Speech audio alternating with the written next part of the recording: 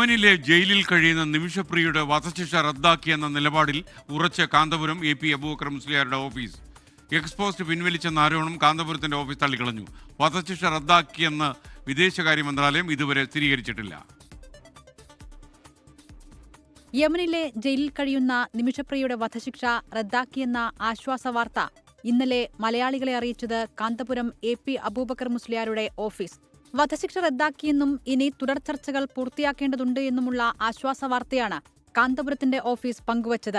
കാന്തപുരവുമായി ചേർന്നാണ് ഇപ്പോൾ ഇടപെടൽ നടക്കുന്നത് എന്ന് ആക്ഷൻ കൗൺസിൽ ഭാരവാഹിയും സുപ്രീംകോടതി അഭിഭാഷകനുമായ KR സുഭാഷ് ചന്ദ്രനും പറഞ്ഞു.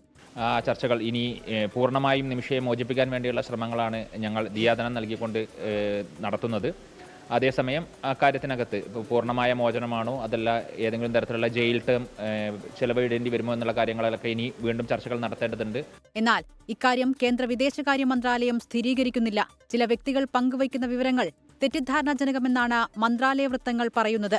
അതേസമയം വധശിക്ഷ റദ്ദാക്കിയെന്ന എക്സ്പോസ്റ്റ് പിൻവലിച്ചിട്ടില്ല എന്ന് കാന്തപുരത്തിന്റെ ഓഫീസ് അറിയിച്ചു. വധശിക്ഷ റദ്ദാക്കാൻ ധാരണയായതായി യമനിലെ സൂഫി പണ്ഡിതന്റെ ശിഷ്യൻ ജാവാദ് മുസ്തഫാവിയും സ്ഥിരീകരിക്കുന്നുണ്ട്. 24 കോഴിക്കോട്.